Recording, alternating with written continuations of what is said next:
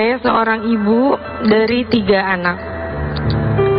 Saya memiliki seorang suami yang sangat baik, menyayang terhadap anak-anaknya. Namun ternyata di balik lemah lembut beliau, baiknya, penyayangnya tidak menjamin seorang laki-laki setia. Tepat di tahun 2023, saat saya mengandung anak ketiga saya, ternyata suami saya berselingkuh dengan teman kantornya. Rekan jadi depan, petaka inilah yang menimpa rumah tangga Siti Nurrohmah ketika sang suami yang memiliki sifat sangat baik dan penyayang ternyata diam-diam ikut membagi kebaikan serta perasaan sayangnya kepada wanita idaman lain. Mirisnya, entah sejak kapan hubungan cinta terlarang itu dimulai. Nurrohmah baru mengetahui jika sang suami bermain api dengan rekan kantornya justru di saat ia sedang hamil buah hati ketiga. Selidik punya selidik, perselingkuhan itu mulai terjadi di saat sang suami dan wanita idaman lainnya kerap saling curhat, kemudian berlanjut pada saling perhatian hingga muncul perasaan nyaman. Pada titik ini, batas-batas norma pun mulai dilanggar, sementara istri dan anak perlahan dilupakan. Awalnya sih mungkin mereka sering kerja bareng, curhat bareng. Mungkin entah apa yang diceritain sama suami aku ke dia tentang rumah tangga kita. Aku nggak tahu yang diceritain. Intinya perempuan itu bilang udah nyaman karena menurut dia dari teman kantor yang lainnya cuma dia aja yang baik. Sering nganterin pulang kerja. Jadi suami aku tuh sering banget pulang malam jam 11, 12. Itu aku gak curiga sama sekali. Karena di rumah tuh penyayang banget. Cinta terlarang itu memang candu. Sekali dicoba, susah untuk bebas kembali. Karena logika dan nurani kerap kalah dengan urusan hasrat yang tidak terkendali. Ironisnya, ketika sang suami semakin tenggelam dalam bara asmara terlarang dengan sang wanita idaman lain, istri saya yang tengah mengandung buah hati ketiga masih berusaha untuk menutupi aib dari sang suami. Hingga akhirnya, petaka itu benar-benar datang.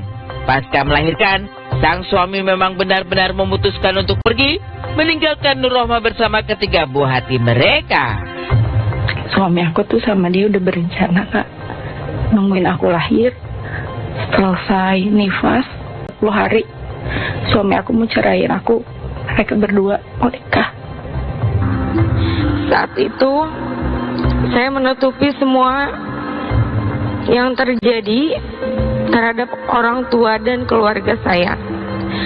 Dan pada akhirnya saya meminta penjelasan kepada beliau dan orang tuanya beserta selingkuhannya.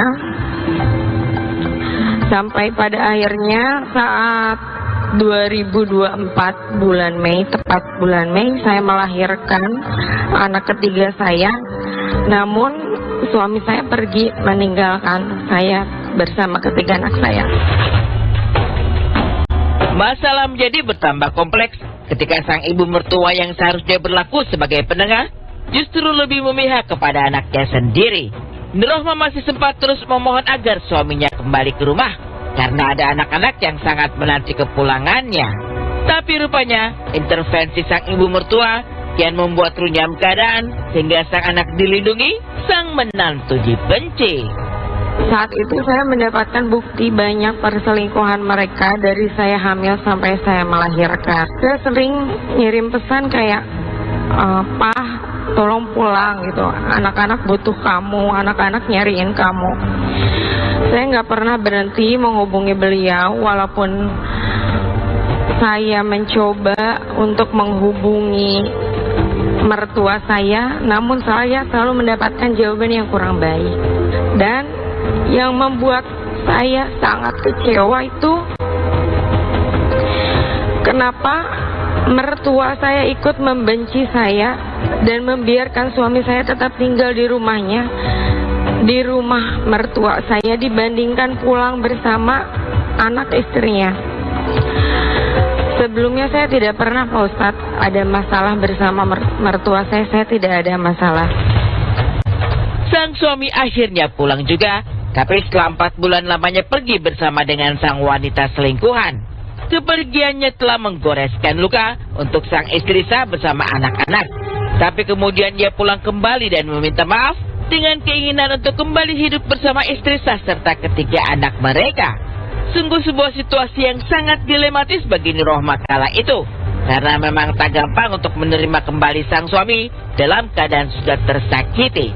Tapi demi anak-anak, Nur Rohmah pun akhirnya memutuskan untuk menerima kembali sang suami dengan segala risikonya, mulai dari perasaan terluka yang susah untuk sembuh, masalah trust isu, hingga rasa bersalah.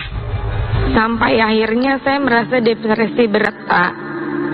Tepat 4 bulan lamanya saya pisah bersama beliau. Akhirnya saya belajar untuk menerima dan untuk ikhlas, mengikhlaskan.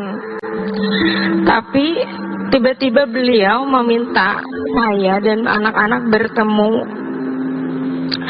Saat itu beliau meminta maaf terhadap saya. Di saat saya ikhlas, dia tiba-tiba meminta maaf terhadap saya dan meminta untuk kembali hidup bersama saya.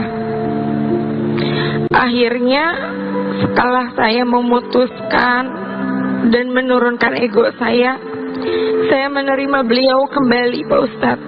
Sampai akhirnya beliau bertaubat, berusaha untuk memperbaiki dirinya dan menunjukkan bahwa beliau sungguh-sungguh ingin kembali bersama saya dan anak-anak. Pemirsa, untuk menutup pemberitaan kita di Insert Pagi kali ini, kita akan mengupdate seperti apa kebakaran di Glodok. Karena sepertinya kita mendapatkan informasi bahwasannya pencarian jasad di sana sudah diberhentikan. Dan beberapa keluarga korban masih menyayangkan sekali ya, masih mencari beberapa anggota keluarga yang menjadi korban saat kebakaran terjadi. Iya, dan tentunya berita terbaru dari kebakaran di Glodok ini juga menjadi akhirnya perjumpaan kita di pagi hari ini. Sampai ketemu lagi di Insert Siang tentunya di Trans TV, milik kita bersama. Pasti kehilangan momen-momen biasa kita sama-sama, lebaran sama-sama, tetap kehilangan, sangat kehilangan. Apalagi yang harapan dia anak pertama kan juga. Mbak, anaknya baik banget, peduli, suka menolong, suka membantu, suka berbagi. Makanya kalau di luar sana orang mengatakan berasumsi yang jelek, saya tidak, karena saya tahu anak saya gimana.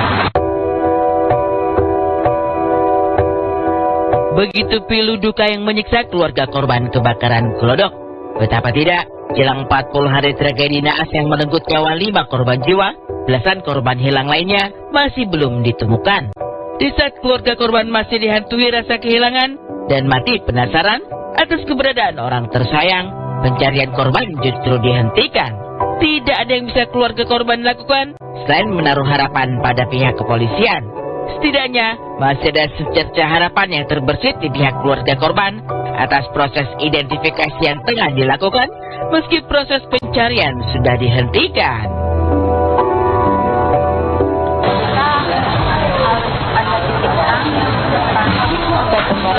Kan kita juga namanya anak harus ada kepastian, jangan sampai di sini selesai tapi kita tidak ada untuk majunya ya itu ya. Jadi kita harus tetap kepastian anak kita. Untuk proses pencarian kan memang sudah dihentikan. Tapi kalau untuk proses identifikasi korban ini kan masih diusahakan, masih berlanjut sampai saat sekarang. Cuman kan kalau saya pribadi sama pihak keluarga, mungkin keluarga korban yang belum teridentifikasi itu kan harapan kita tetap sama. Kita mau adanya pemakaman, kita mau adanya ya tempat di mana nanti kita bisa ada yang namanya 7 harian, ada 40 harian, ada 1000 hari gitu loh.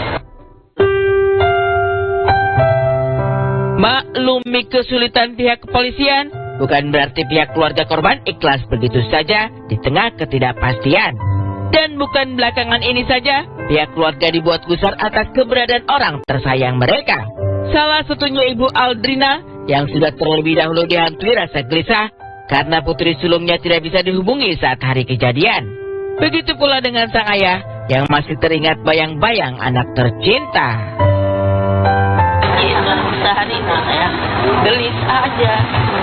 Gelisah, cuma saya nggak tahu apa kenapa ya saya gelisah. Mungkin gelisah karena biasanya setiap hari berkabar, ini tiba-tiba handphonenya tuh nggak bisa dihubungin. Satu aja gitu. Kalau saya udah sampai sekarang aja masih terpukul. Karena tiba-tiba saya menjerit gitu, manggil dia, adik. Dan tengah malam saya keluar nunggu dia gitu, duduk gitu, saya tunggu di ujung jalan gitu kan.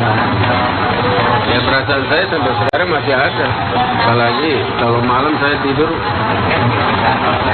ininya dia, gulingnya dia saya peluk, saya ini. Tapi nggak ada juga, masih mimpi sampai sekarang. Dan keluarga Aldrina, nestapa serupa turut menimpa kekasih Cika. 3 tahun menjalin hubungan asmara, rencana tunangan yang harusnya digelar setelah lebaran harus kandas karena tragedi Glodok Plaza. Tahun ini kan kalau kita dikasih ya umur panjang ya, dan dengan tidak adanya musibah ini harusnya di tahun ini. Di tahun ini ya saya sama dia itu setelah lebaran ini mungkin ada tunangan gitu.